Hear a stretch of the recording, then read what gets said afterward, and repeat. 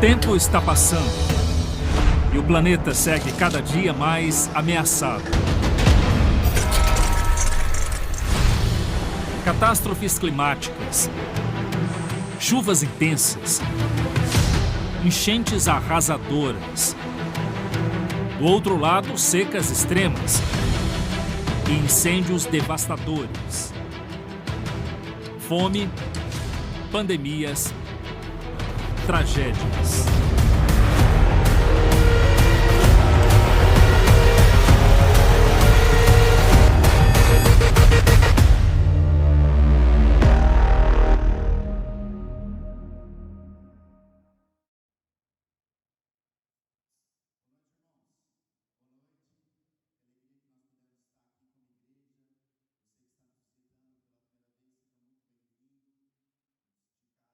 Todos sejam muito bem-vindos. Que alegria que nós podemos estar aqui mais um domingo, podendo ouvir o que Deus quer para nós, o que Deus deseja falar conosco nessa noite. Eu convido você a fechar os seus olhos. Nós vamos estar orando, colocando as nossas vidas diante do Senhor, pedindo para que Ele continue falando no nosso coração.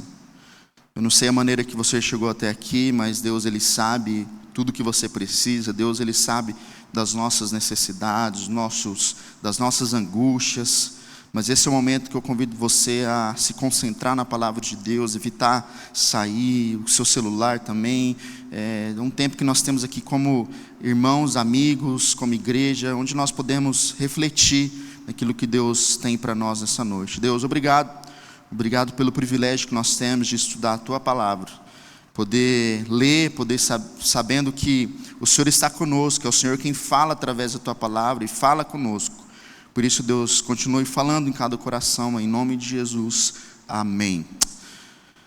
Hoje nós estamos dando início então à nossa nova série de mensagens, terminamos a última domingo passado, mensagem de agosto, e agora de setembro nós vamos estudar esse tema, um tema muito importante que muitas vezes nós esquecemos. E é verdade que muitas vezes nós, como um pouco mais tradicionais, batista, nós temos um pouco dessa dificuldade de falar sobre o fim dos tempos. Os nossos irmãos pentecostais já falam mais, né? As canções, até mesmo as músicas deles, falam bastante sobre isso. Mas a palavra de Deus, a Bíblia é clara em trazer para nós que um dia isso irá acontecer. Um dia que nós não sabemos quando, mas nós sabemos que um dia Jesus voltará. E por isso que nós precisamos estar preparados. E é sobre isso que nós vamos falar nessa série, que está um relógio. E esse relógio só Deus sabe o momento certo. Nem mesmo os anjos ou o Filho de Deus, nem mesmo Jesus sabe o momento que Ele voltará. Mas esse relógio, ele está lá. É claro que não estou falando que existe um relógio no céu contando esse tempo, mas existe sim um tempo que Jesus voltará e nós precisamos estar preparados para isso. Mas para nós introduzirmos, eu gostaria de fazer duas perguntas muito importantes. A primeira pergunta é: qual o seu sentimento quando você pensa sobre a volta de Jesus? Então, quando você escuta alguma coisa relacionada a isso, o que você pensa? Talvez você pensa, tantos anos que eu escuto sobre isso, que alguns falam que está cada vez mais perto, né? A gente escuta tanta coisa na internet. Alguns que têm a coragem de citar, vai ser em 2000 e tanto, vai ser em 2012, né? Citaram que seria em 2012. Aí passou 2012 e nada aconteceu. A grande verdade é que nós, como igreja, nós não devemos tentar acertar o dia e a data da volta de Jesus. E Jesus, ele deixa muito claro, e nós vamos falar sobre isso nessa série, que nós devemos não pensar em quando ele voltará, mas sim estar preparados para quando ele voltar. E aí talvez você sente medo, sente angústia, ou talvez você nem está preocupado com isso. Talvez você não sente nada, você vive sua vida dia após dia. E a segunda pergunta é: como você viveria caso soubesse qual seria seu último dia de vida? Como seria? Como que você reagiria? Quais seriam as suas atitudes que você tomaria se você soubesse que amanhã, segunda-feira, é o seu último dia de vida? Eu não desejo isso para ninguém, é claro, eu não quero que isso aconteça, mas com certeza se nós soubéssemos a data, nós faríamos aquilo que realmente vale a pena fazer. Nós passaríamos tempo com pessoas que realmente importam. Na verdade, a gente talvez pararia de trabalhar, se a gente soubesse a data, a gente ficaria mais com os nossos filhos, com os nossos netos, com os nossos pais. Essa semana mesmo, eu estive com uma família enlutada, e quando a gente participa como pastor, nós participamos de velórios, e o que a gente mais escuta muitas vezes é: como eu gostaria de passar mais tempo com meu pai, como eu gostaria de passar mais tempo com a minha mãe, com meu avô. A grande questão é que nós não sabemos esse dia, nós não sabemos nem mesmo o dia que Jesus voltará, mas também não sabemos o dia que nós iremos. Nós não sabemos, nós não temos o controle. Você pode ter muito dinheiro, você pode ter pouco dinheiro, mas uma hora vai chegar a sua vez. Você pode cuidar muito da sua saúde. Até vou abrir parênteses aqui, alguns domingos, acho que foi semana passada, eu falei que eu estava cuidando mais da minha saúde sem açúcar. Eu me arrependi de ter falado isso, porque agora eu tenho fiscais aqui na igreja que estão me acompanhando, tanto pela internet como na minha vida, quando eu vou comer o lanche. Eu estou comendo hoje mesmo, fui comer um negócio, meu Deus, eu pequei. Para alguns aí eu estava em pecado. Inclusive, final do culto, eu não vou comer, mas eu quero convidar você a comer um delicioso copo da felicidade. Irmãos, aqui lá é felicidade realmente. É com Jesus, e com aquele copo da felicidade lá, a sua vida vai ser muito diferente. Mas voltando, não importa se você tem muito, se você tem pouco, não importa se você se cuida, não importa se você faz academia, claro que isso importa, não estou falando que isso não vale a pena, não vale a pena, mas a grande questão é que nós não sabemos, nós não temos o controle das nossas vidas. Por isso que quando nós pensamos sobre esse dia, esse relógio que está lá com Deus passando, muitas vezes nós temos o sentimento de angústia, assunto que gera pavor em muitas pessoas. As pessoas têm medo do apocalipse, e você assiste filmes, você vê na internet, e você pensa: meu Deus, será que vai ser desse jeito? Será que a trombeta vai tocar? Será que vai passar na televisão? É agora! Eu não sei, nós não sabemos. A grande questão é que talvez você tenha muito medo e gera isso, um temor no seu coração. E alguns vão olhar e pensar: não, a marca da besta. Aquele lá é a marca da besta. O anticristo. E aí as pessoas tentam adivinhar quem é o anticristo, quem é aquele que está vindo. Aí eu já vi pessoas que compraram casa e o número era 66, desistiram de comprar, porque, meu Deus, Deus me livre, esse número aqui dentro da minha casa, eu não posso olhar para esse número. As pessoas têm esses medos, né, dessas coisas. O microchip, e agora a inteligência artificial, a gente pensa: não, isso é o anticristo.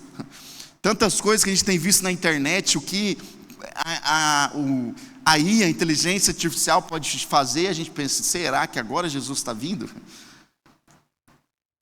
Aí talvez o arrebatamento, a gente pensa como vai ser, a gente vai estar trabalhando e do nada vai ficar nossas roupas e a gente vai subir. Irmãos, isso realmente gera talvez muito medo no seu coração, talvez gera pavor, você não consegue nem dormir depois de pensar sobre isso. Mas nós precisamos compreender que o cristão, o discípulo de Jesus, se você tem se relacionado com Jesus, nós não precisamos ter pavor desse dia. Amém? Não deve haver medo no nosso coração a pensar, seja na nossa ida ou seja na volta de Jesus. Outra consideração é que talvez o pavor é gerado pela falta de compreensão. As pessoas compreendem errado, ou escutam muita coisa, ou assistem, acreditam na internet. E aí há tantas coisas que a gente vê na internet que não são verdades. Para alguns são verdades, mas muitas vezes nós deixamos de estudar a Bíblia e ver o que Deus fala sobre esse dia, ou como nós devemos nos preparar. Mas muitas vezes é a falta de compreensão das pessoas sobre a volta de Jesus. A Bíblia, ela fala então sobre o final dos tempos para nos trazer confiança e não medo. Irmãos, tem uma promessa que irá acontecer, tem algo na Bíblia que irá acontecer, é a volta de Jesus. Por isso que eu quero falar com os irmãos essa noite algumas coisas que já aconteceram, que estão acontecendo e que irão acontecer, a qual mostra que nós devemos confiar na palavra de Deus e devemos também estar preparados para a volta de Jesus. Eu não sei, eu não tenho direito, eu não sei o dia nem a hora. Você não sabe, ninguém sabe o dia nem a hora. Não é a igreja X, a religião Y que sabe disso. Mas a grande questão é que nós devemos nos preparar. E aí, John Stott ele vai dizer o seguinte, que a volta de Cristo é o grande evento que domina o futuro e molda o presente dos cristãos.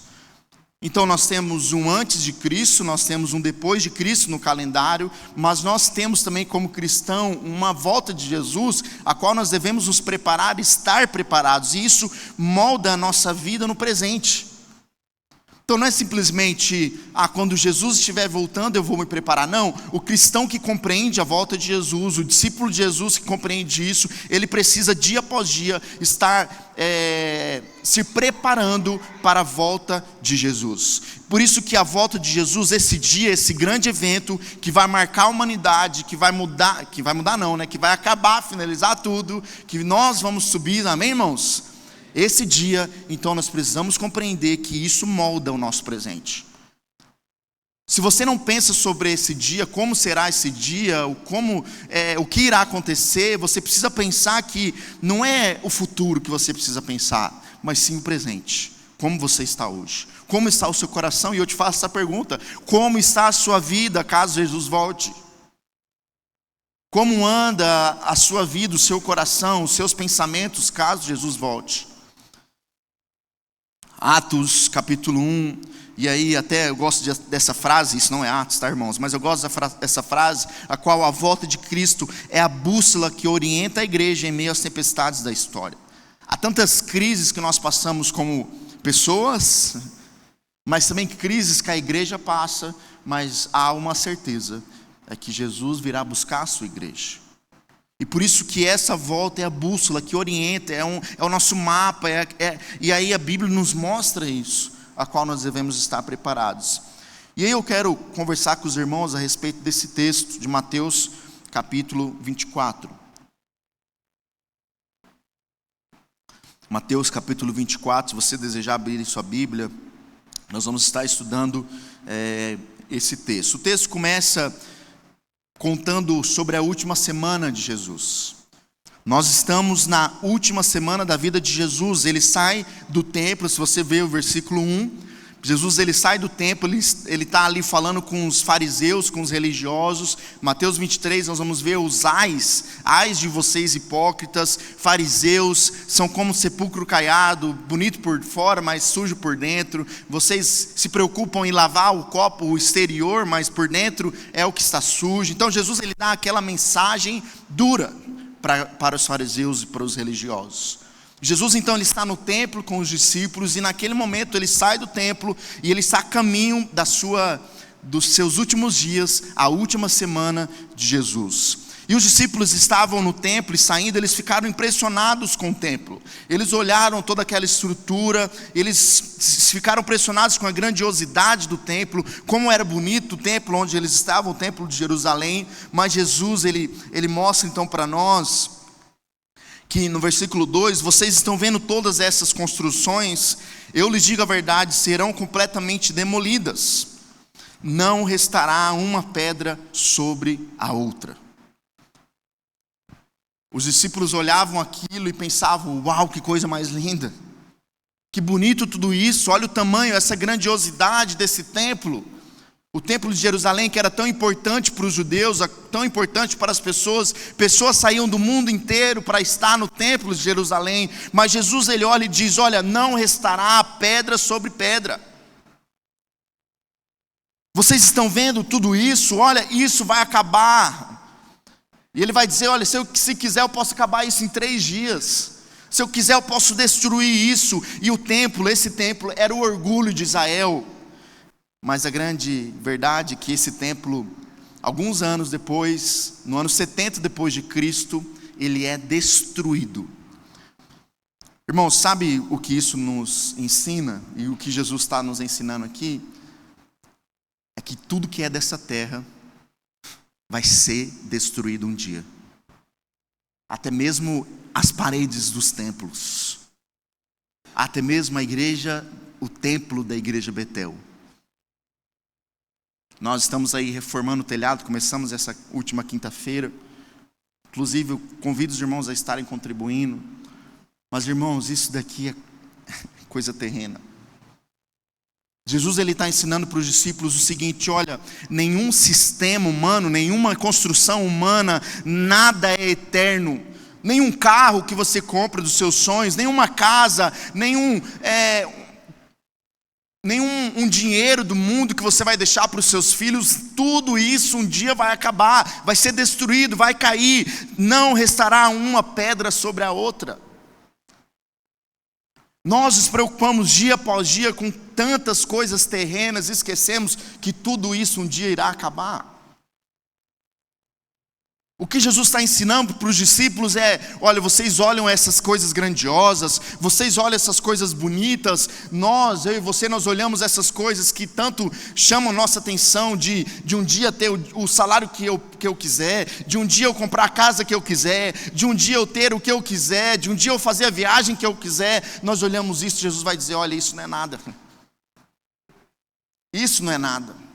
E eu, como pai, eu penso que tantas vezes eu me preocupo com tantas coisas terrenas para os meus filhos, e eu esqueço que o que realmente vale a pena, o que realmente é eterno. Talvez você tenha colocado sua energia em coisas terrenas. Talvez eu, como pastor, muitas vezes eu coloco minha energia na estrutura. E o que Deus fala para nós hoje é: olha, Felipe, olha meu irmão, olha minha irmã, olha meu amigo.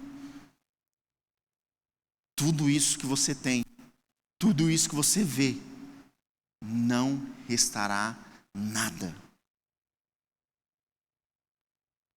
O povo de Israel gastou muito tempo construindo o templo, né?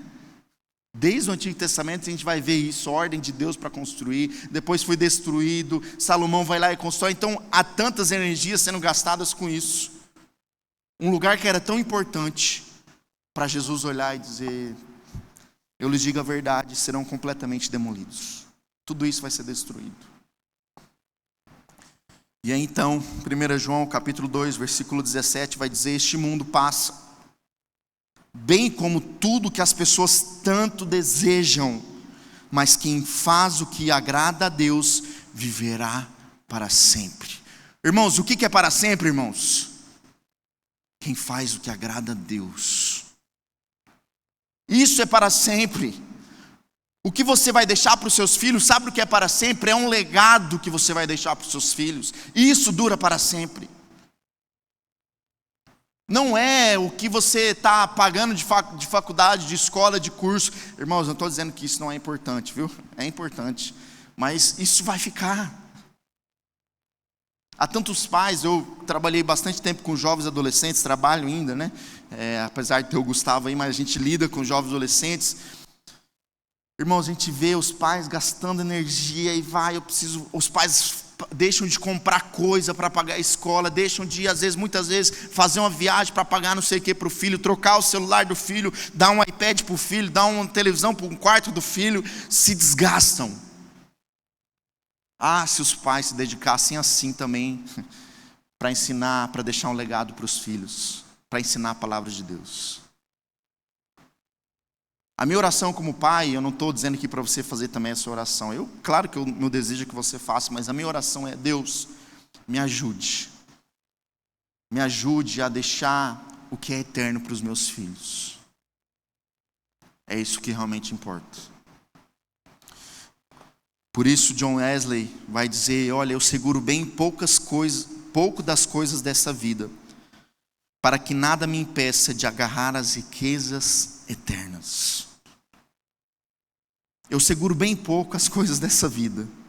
Sabe por quê? Porque eu quero segurar naquilo que é eterno. O que está nas suas mãos? O que você tem segurado? O que você tem dedicado tanto tempo?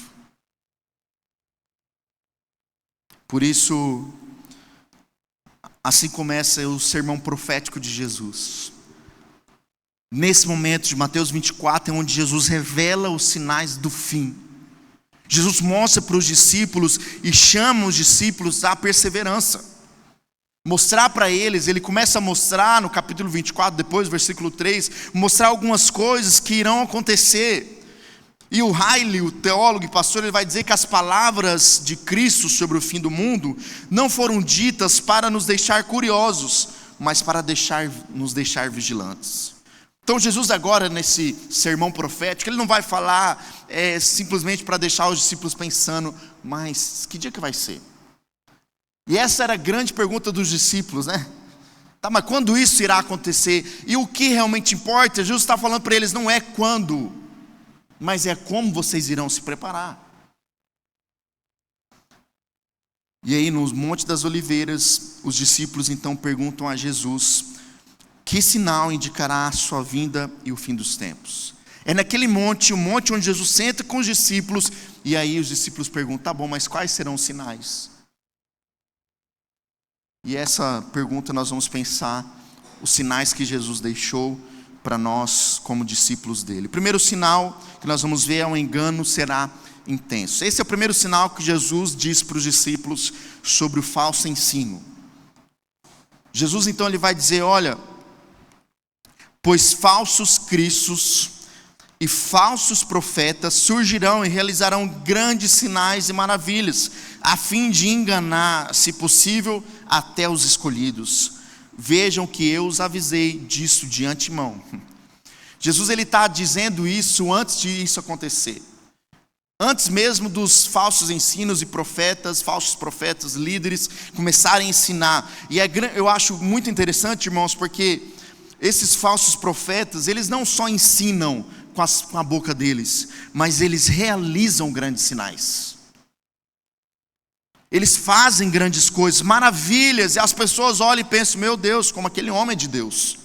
Olha aquilo, como aquela pessoa faz, ela revela o futuro, ela fala do que está acontecendo com a minha vida, e é isso que as pessoas estão procurando, e Jesus está alertando, olha, esses falsos ensinos, falsos profetas, eles vão realizar grandes sinais. Por isso que no final do Sermão da Montanha, Mateus capítulo 7, Jesus vai dizer, muitos dirão em meu nome, Jesus, em seu nome eu expulsei demônios, eu fiz milagres, eu fiz isso, eu fiz aquilo, coisas extraordinárias. E o que Jesus vai dizer? Afaste de mim, pois eu não te conheço. Eu não te conheço. Então, o que mostra um falso profeta não é o que ele faz. Não é o que ele faz, se ele faz algum milagre, ou se ele revela o seu futuro, ou se ele não revela, ou se ele... Não é isso que revela um falso profeta. O falso profeta, ele ensina aquilo que agrada a ele, para o benefício dele, para enganar as pessoas, mentindo sobre a palavra de Deus. E o que mais essas pessoas querem é que você menos lê a Bíblia. O que isso acontece é, eles tiram muitas coisas da Bíblia, mas simplesmente do contexto deles, para aquilo que eles querem ensinar. E é isso que mais acontece nos dias de hoje. A internet hoje, ela propaga muitas mensagens, chega para muitas pessoas, e tantos ensinos mentirosos, ensinos que não estão na palavra de Deus, ou talvez até alguns estão, mas totalmente fora do contexto. Alguns domingos atrás eu preguei na série de mensagens, eu preguei sobre a Bíblia. E nós vimos, irmãos, o quanto muitas vezes nós somos enganados pela falta de conhecimento da palavra de Deus. Charles Spurgeon vai dizer, discernimento não é distinguir o certo do errado, mas o certo do quase certo. Não é você olhar, e muitas vezes eles são astutos de enganar bem bonito, de mostrar aquilo que você quer ver e de falar aquilo que você quer ouvir. Então muitos deles, por isso que nós devemos, assim como Charles Spurgeon fala, nós devemos tomar muito cuidado em distinguir, em perceber o que é certo e o quase certo, que parece certo, mas que na verdade não é certo. Que até parece bonito, até citam a Bíblia, mas não é certo. Por isso nós precisamos estudar a palavra de Deus. E aí então, o primeiro sinal, irmãos, não é guerra. O primeiro sinal não é o que Jesus está falando, não é sobre tempestade, sobre chuva, sobre enchentes. Não, o primeiro sinal que Jesus deixa para os discípulos é o falso ensino, que virão muitos falsos profetas e ensinarão mentiras.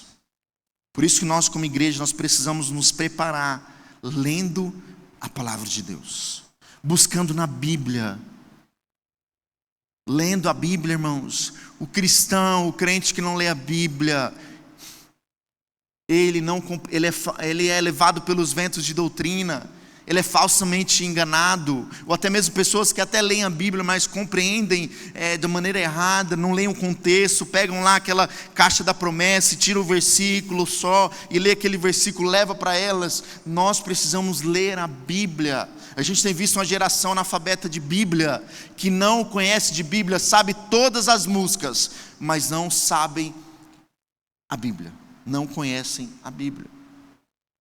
O desafio, e eu falo isso sempre para os irmãos, seja até mesmo eu, verifique na sua Bíblia, leia a sua Bíblia. Eu estou pregando Mateus 24, chega na sua casa durante a semana, leia esse texto, veja o que eu estou falando.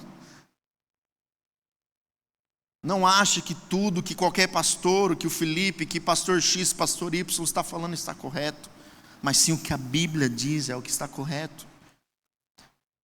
Por isso esse é o primeiro sinal que Jesus deixa para os discípulos. Eu vou vir quando isso começar, quanto os falsos ensinos. Outro aviso é: o mundo entrará em caos. Por isso que Jesus vai dizer que vocês ouvirão falar de guerras. Então o primeiro caos aí que a gente vai ver é a guerra. Irmãos, está acontecendo ou não está acontecendo? Está acontecendo. Um país brigando com o outro, e talvez aí nós estamos caminhando, não é nem para uma guerra, realmente a guerra que a gente está acostumado com a primeira e a segunda, mas hoje nós temos visto uma guerra econômica. Então é isso, é um dos sinais, a guerra, a ameaça de guerras, mas não entre em pânico. Olha o que Jesus diz para nós como igreja. Talvez você está em pânico com a economia, talvez você está em pânico com o governo X ou governo Y, com o governo lá, com o governo cá, mas que Jesus diz: olha, não entrem em pânico. Por quê? Porque sim, é necessário que essas coisas ocorram, mas ainda não será o fim. Deixa eu fazer uma pergunta. Você quer que Jesus volte? Você quer? A gente quer. Então a gente precisa ver todas essas coisas acontecendo e pensar: o nosso rei está voltando. Jesus está voltando. Por isso que o cântico que nós vamos cantar no final, o rei está voltando, a trombeta está soando. Está chegando o momento. Em vez de a gente ter medo, por isso que Jesus vai dizer: não entre em pânico. Por quê?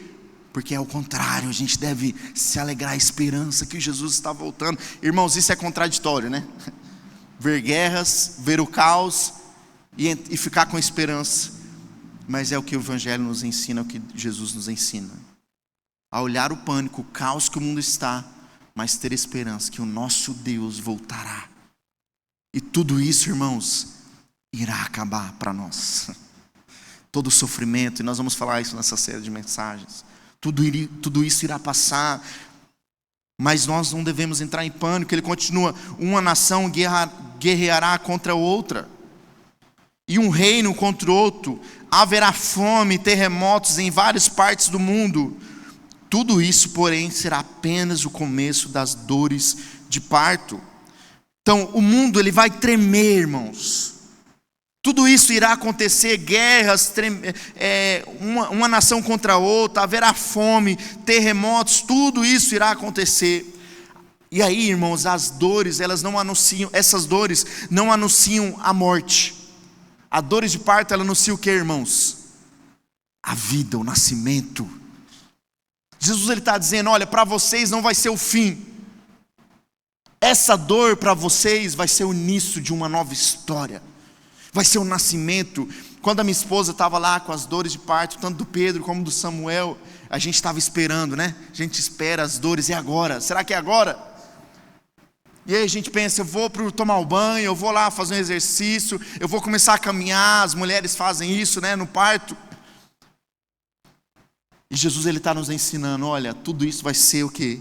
será apenas o começo das dores de parto. Por isso que para nós não vai ser a morte. Jesus poderia falar, isso vai ser o começo do velório.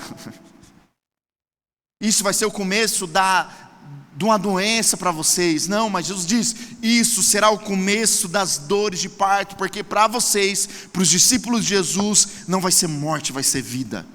Vai ter um nascimento, uma nova história que Deus tem preparado para nós. Por isso que Jesus vai dizer, olha, eu tenho preparado um lugar para vocês.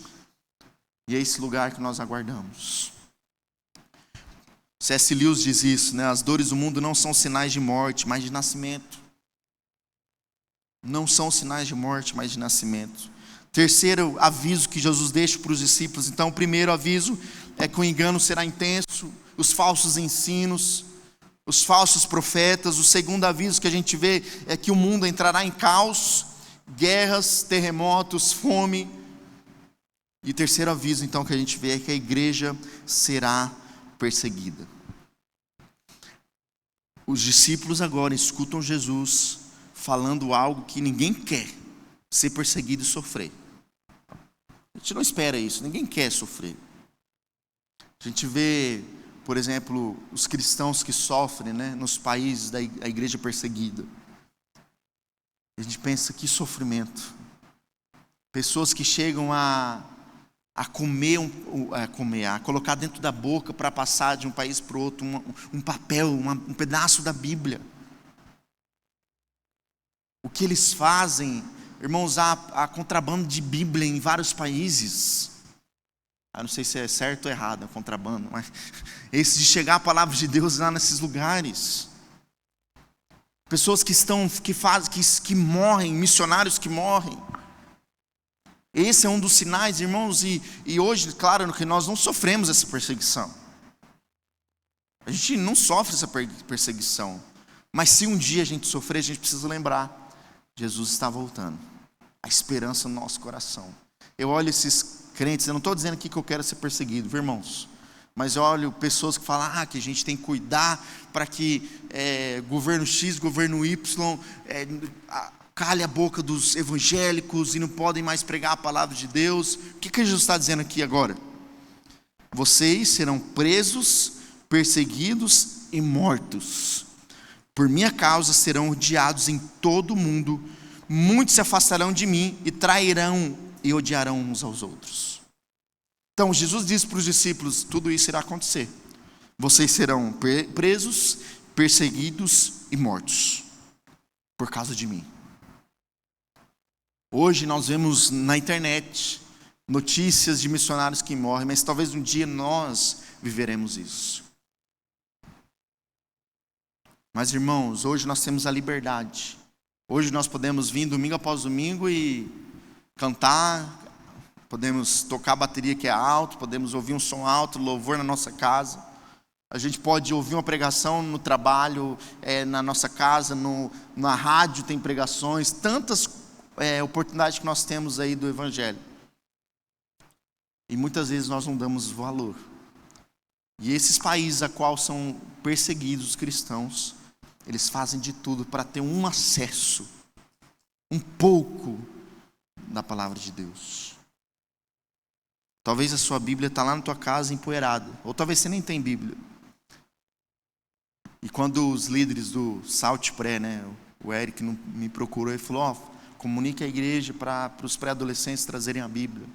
Irmãos, isso é tão importante, você como pai, dá uma Bíblia para o seu filho, invista, não gaste, invista uma Bíblia para o seu filho. A gente gasta dinheiro para os nossos filhos. Eu vou, quase toda vez que eu vou para o Paraguai, eu trago um carrinho da Hot Wheels para o meu filho. Eu vou lá e compro presente para ele, a gente viaja, a gente faz tantas coisas. O que custa para a gente investir numa Bíblia, investir para os nossos filhos irem em algum lugar, aprender mais sobre a palavra de Deus? Pais que colocam na agenda deles compromissos para os filhos não virem na igreja no sábado, no Salt, nos adolescentes na sexta-feira. Prioridade, pai, priorize que o seu filho esteja aqui. É uma oportunidade que ele tem de ouvir a palavra de Deus. Você como pai de seu filho pequeno, priorize estar no domingo para o seu filho estar lá agora, irmão. ouvindo a palavra de Deus, tendo um relacionamento crescente com Jesus. Priorize isso. Priorize você, leia a sua Bíblia, porque tem tantos lugares que não podem ler. A igreja que está sendo perseguida. E aí, irmãos, de acordo com o dado, até coloquei isso, de acordo com os dados da lista mundial da perseguição, o dado 2022, o ano 2022, mais de 360 milhões de cristãos no mundo enfrentam algum tipo de oposição como resultado da identificação com Cristo. Olha a quantidade de cristãos que sofrem por seguirem a Jesus. Irmãos, já viu vídeo de cristão sendo morto na internet? Por negar, por falar, eu não nego Cristo. Há tantos vídeos que mostram isso. A nossa igreja, que é Betel, já recebeu um missionário de uma igreja perseguida. E ele contou tantos testemunhos. E nós, como cristãos, nós precisamos entender que hoje nós não estamos sofrendo. Mas se amanhã a gente sofrer, como será a nossa reação? Alguns vão, aqueles que já são cristão meia boca não vão aguentar, realmente. Por isso que o desafio é perseverar até o fim. Jesus vai dizer, esses serão salvos, aqueles que perseverarem até o fim. 2 Timóteo capítulo 3, versículo 12, todos que desejam viver piedosamente em Cristo Jesus sofrerão perseguição. Então, se você deseja viver para Cristo, se você deseja viver piedosamente, ser um cristão, buscar ser como Jesus, você será perseguido. Talvez no trabalho você é perseguido hoje. E aí, quando a gente faz o certo e a gente perde, aí muitas vezes nós deixamos de fazer o que é certo. Ontem eu estava lendo um livro, e o livro falando um pouco sobre isso, que se nós vamos ganhar algo de bom por falar a verdade, a gente fala a verdade. Seja ganhar algo, quando eu falo assim, um elogio, ou seja alguma coisa, benefício para nós. Mas quando a gente vai perder, a gente deixa de falar a verdade. Então, viver piedosamente, viver como Cristo, obedecendo a Cristo, nós vamos sofrer. Nós vamos muitas vezes perder. Por exemplo, a gente que tem comércio, hoje, agora que eu tenho comércio, eu vejo, quando eu faço o que é certo, muitas vezes, por exemplo, na declaração de imposto de renda, quando a gente faz o que é certo, a gente perde. Esse é o mundo. A gente não deve ficar lá, esse mundo na internet lá, né? Meu Deus, irmãos, esse é o mundo. Jesus está dizendo isso, que a gente vai ser perseguido, que a gente vai perder muitas vezes. Agora, nós queremos ganhar no mundo e perder na eternidade, nós queremos perder este mundo e ganhar a eternidade. Aí está a grande questão. Fazer o que é certo aqui, mesmo se a gente vai perder ou ganhar, mas nós devemos fazer o que é certo. Você na sua profissão, faça o que é certo. Faça o que é certo. Martim Lutero diz o seguinte, que um dia um sapateiro procurou ele e falou, Martim Lutero, eu quero fazer algo para a glória de Deus, eu vou largar minha profissão, eu vou fazer algo para glorificar a Deus. Sabe o que ele falou? Faça os melhores sapatos e venda por um preço justo. Você estará glorificando a Deus. Você como profissional, seja numa área autônoma, seja numa escola, seja um servidor público, seja um servidor privado, seja o que for, seja chefe, seja empregado, seja justo. Eu vou perder. Amém. Você está ganhando algo na eternidade. Algo muito maior, que não se corrói, que não acaba, que não vai ser destruído, como Jesus disse. É isso que nós estamos ganhando, a eternidade. É claro que nós, como cristãos, nós não devemos fazer o que é certo esperando uma recompensa. Nós devemos fazer o que é certo porque o que Jesus fez por nós já basta, né, irmãos? Não precisa mais nada. Não é verdade? A gente não precisa de mais alguma coisa. Nós já temos, a maior bênção nós já temos, que é a salvação, como o Silas falou aqui no louvor. É o milagre da salvação, isso já basta. Mas, irmãos, nós devemos viver piedosamente em Cristo, onde nós vamos sofrer. Billy Graham vai dizer que a fé que não é testada não pode ser confiável. A perseguição expõe se nossa esperança está realmente em Cristo ou em nós mesmos. Então, essa perseguição de fazer o que é certo e perder, essa perseguição de negar a Cristo ou continuar seguindo, essa perseguição mostra se a gente está seguindo o que é certo ou simplesmente seguindo por nós mesmos. Pelos nossos sonhos, pelos nossos projetos. A fé será testada pela perseguição e pelo esfriamento do amor. Por isso que Jesus vai dizer: muitos se odiarão. O amor de muitos se esfriarão. E nesse momento Jesus está mostrando para nós o terceiro sinal. Nesse momento Jesus está mostrando para nós que a igreja será perseguida. E o quarto e último sinal é que o evangelho será pregado até o fim. O que o texto vai nos mostrar, Jesus vai dizer para os discípulos: olha, mas quem se mantiver firme até o fim será salvo. E as boas novas a respeito do reino serão anunciadas em todo o mundo, para que todas as nações ouçam, então virá o fim. Irmãos, fazer missão, cumprir a missão de Deus, é uma ordem de Jesus. Jesus vai dizer, ide por todo mundo, Mateus 28, ide por todo mundo, pregar o evangelho a toda criatura, ensinando, batizando. Jesus, ele dá essa ordem para os discípulos, ele não dá essa ordem para um pastor, ele dá a ordem para todos aqueles que são discípulos de Jesus. E agora, o último sinal, Jesus está mostrando para nós que o evangelho, as boas novas a respeito do reino serão anunciadas em todo o mundo. O evangelho será espalhado. Então a missão, ela existe porque ainda não existe em todos os povos.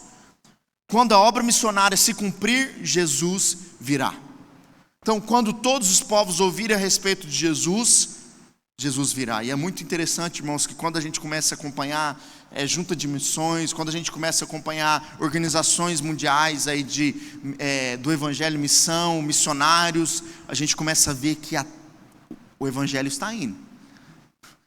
O evangelho está chegando em lugares, e aí eu acredito, irmãos, que Deus deu a sabedoria para o homem criar, por exemplo, a internet, para que o evangelho também seja propagado, para que chegue cada vez mais e mais pessoas.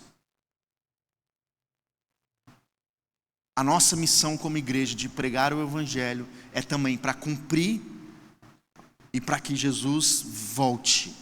O fim não será o caos, mas a vitória da missão de Cristo para a sua igreja. Quando Jesus voltar, meu irmão e minha irmã, quando Jesus voltar, meu amigo e minha amiga, vai ser o cumprimento da missão. Vai ser o cumprimento que a igreja levou o evangelho a todos os povos. A grande verdade é que talvez ainda há povos que ainda não chegou o evangelho, nós não sabemos. Mas até que ele venha, nós vamos continuar anunciando essa verdade que mudou a minha vida, que mudou a sua vida e tem nos transformado. Amém? Karl Barth, ele vai dizer que, deixa eu passar, pode passar aí por favor, que eu não estou conseguindo. Isso. A igreja não espera o fim com medo, mas com missão. Nós temos uma missão. Jesus deixou essa missão, então nós não temos tempo a perder. Você não tem tempo para pensar em como e quando será. A gente precisa cumprir essa missão. No seu trabalho você precisa cumprir essa missão, de falar de Jesus, de levar o evangelho a toda criatura, na escola, para os menores, para os maiores, nos comércios, nas empresas, em todos os lugares nós temos a missão de levar o evangelho de Jesus. Por isso, primeiro, não se apegue ao que é passageiro. tudo isso irá acabar, tudo isso será destruído, tudo isso irá cair. Por isso, se apegue naquilo que é eterno. Dedique a sua vida àquilo que é eterno, não naquilo que é passageiro. Cuidado com o engano espiritual, irmão. Você que está aí, que escuta tantos outros pastores, profetas, coisas assim, tome cuidado, busque na Bíblia, estude, firme-se na palavra, medite na Bíblia. Outra coisa, enfrente as dores com esperança. As lutas que você passa hoje é difícil, mas enfrente com esperança, porque o fim está próximo e Jesus voltará. O Rei está voltando. E quarto, permaneça fiel. Não deixe seu amor esfriar. Permaneça buscando ao Senhor. Faça o que é certo. Sabe? Mesmo que você vai perder, faça o que é certo. Permaneça fiel ao Senhor. E por último, viva em missão. A pregação do Evangelho, irmãos, acelera a contagem regressiva. A pregação do Evangelho acelera essa contagem. Por isso pregue, vamos levar essa nossa missão como cristão. A sua missão não é vir domingo após domingo na igreja, é importante, mas a missão é fazer discípulos, é levar o Evangelho a toda criatura. Mateus 24 nos mostra que a história, que o mundo, que as coisas que estão acontecendo aí, que as notícias não estão fora do controle de Deus. Tudo está nas mãos do Senhor. Muitos anos antes, Jesus profetizou o sermão profético, mostrando tudo o que está acontecendo hoje, mostrando para nós que o Rei está voltando. O Senhor já nos avisou: haverá engano, haverá perseguição, haverá dor. Mas sabe por que nós devemos ter a esperança? Porque sabe o que vai acontecer no final? A vitória. Para o povo de Deus, para a igreja, haverá vitória, e vitória eterna. Não é passageira, vitória eterna. O relógio de Deus está em contagem regressiva. Está passando, o tempo está passando. Talvez nós vamos partir antes que Ele volte. Talvez vai ser na geração dos nossos netos, dos nossos bisnetos, nós não sabemos. Mas também o meu relógio, o seu relógio da nossa ida também está indo, está contando. Por isso, nós estamos prontos para perseverar até o fim das nossas vidas, sendo fiéis ao Senhor. O autor de Hebreus vai dizer: pois em breve virá aquele que está para vir. O que, irmãos? Não se atrasará. Em breve Ele virá. Ele não vai se atrasar. Para refletir e praticar, primeiro, não se deixe enganar pelo quase certo. Invista em oração, leitura bíblica e comunhão com a igreja. Segundo, lembre-se, dificuldades e perseguições não são sinal de abandono, mas de que sua fé é valiosa. Use os desafios para se apegar ainda mais em Cristo, para orar mais. As lutas que você passa, ore mais, jejue mais, busque mais o Senhor. E por último, nós podemos ter a certeza que Jesus virá nos buscar. Amém? Vamos cantar? Depois nós vamos estar orando. Se coloque de pé no seu lugar. Os vagões de trens vazios passam ruas e quarteirões. Aviões sem seus pilotos voam pra destruição. A cidade está deserta, sua agitação parou. Sai a Última notícia, Jesus Cristo já voltou. O Rei está voltando. O Rei está voltando. A trombeta está soando. O seu nome irá chamar. O Rei está voltando.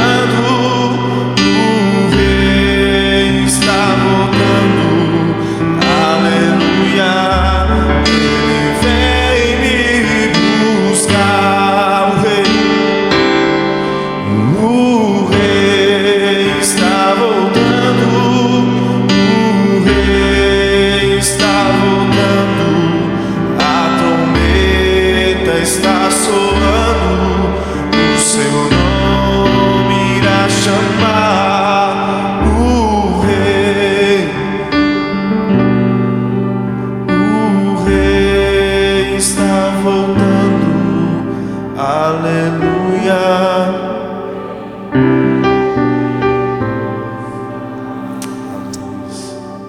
Aleluia.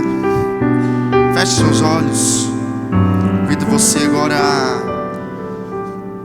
pensar em como você tem se preparado diante da volta de Jesus. Uma coisa é certa: Jesus voltará. O Rei está voltando para nos buscar.